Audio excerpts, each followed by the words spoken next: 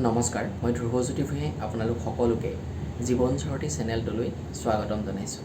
আশা কৰোঁ আপোনালোক সকলো ভালেই আছে।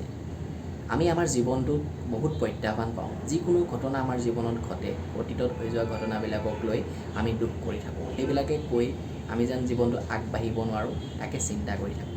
কিন্তু আজি এনে দুজন ব্যক্তিৰ কথা ক'বলৈ ওলাইছোঁ, ভগৱান কৃষ্ণ আৰু মহাভাৰতৰ কৰ্ণ। এদিন দুইজন ব্যক্তিয়ে কথা পাতিছিল। কৰ্ণই ভগৱান কৃষ্ণক কৈছিল যে প্ৰভু, মোৰ জীৱনটো ইমানেই দুখৰ যে মোৰ জন্ম হৈয়ে মাতৃয়ে মোক নৈত উটুৱাই দিছিল। মই যেতিয়া গুৰুৰ ওচৰত শিক্ষা লাভ কৰিবলৈ গৈছিলোঁ, তেতিয়া গুৰুৱে মোক শিক্ষা প্ৰদান কৰা নাছিল, কাৰণ মোক গুৰুৱে সূত্ৰপুত্ৰ বুলি কৈছিল।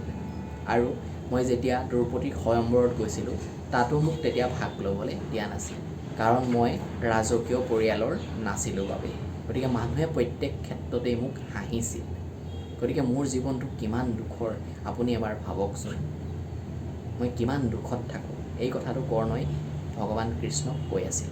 তেতিয়া কৃষ্ণই কৰ্ণক কৈছিল যে অংগৰাজ, মই যেতিয়া জন্ম হৈছিলোঁ, মানে ভগৱান কৃষ্ণই কৈছে যে মই যেতিয়া জন্ম হৈছিলোঁ কাৰাগাৰৰ ভিতৰত।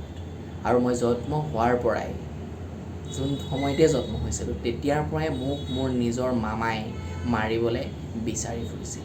গতিকে মোৰ জীৱনটো কিমান কষ্টৰ হ'ব তুমি এবাৰ ভাবাচোন। মই জন্ম হোৱাৰ পাছৰ পৰাই মোৰ নিজৰ মামাই মোক মাৰিবলৈ বিচাৰি ফুৰিছিল, নানা ধৰণৰ অসুৰ লগাইছিল মোক মাৰিবলৈ।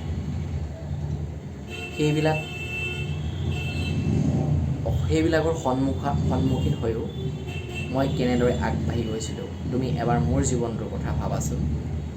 মই গৰু চৰাইছিলোঁ বনত গৈ পেলাই, ৰ'দে বৰষুণে। গতিকে মোৰ জীৱনটো কিমান দুখৰ। সেই কথাখিনি ভগৱান কৃষ্ণই কৰ্ণক কৈছিল। গতিকে ভাবকচোন, ভগৱান কৃষ্ণৰ জীৱনটো কিমান দুখৰ হ'ব।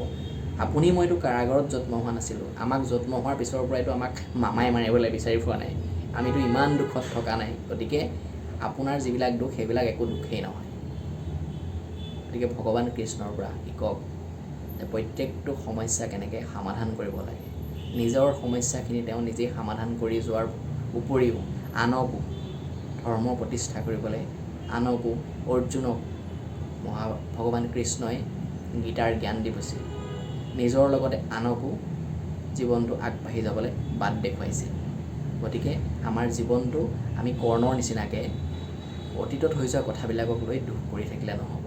আমি ভগৱান কৃষ্ণৰ নিচিনাকৈ যিমানেই আমাৰ জীৱনত সমস্যা আহে, আমি সেইবিলাক সমাধান কৰি আগবাঢ়ি যাব পাৰিব লাগিব।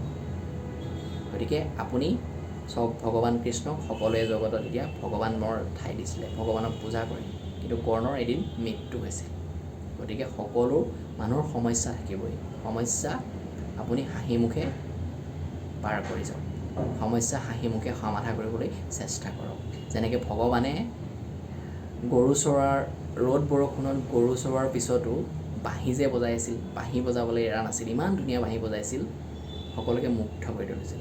গতিকে আপুনি ভাল লগা কামটো কৰি যাওক, সকলোবিলাক সমস্যা আপোনাৰ নিজে নিজে আঁতৰ হৈ যাব। ধন্যবাদ ভিডিঅ'টো ইমান দেৰি চোৱাৰ বাবে। চেনেলটো ছাবস্ক্ৰাইব কৰি দিব, ভিডিঅ'টো শ্বেয়াৰ কৰিব।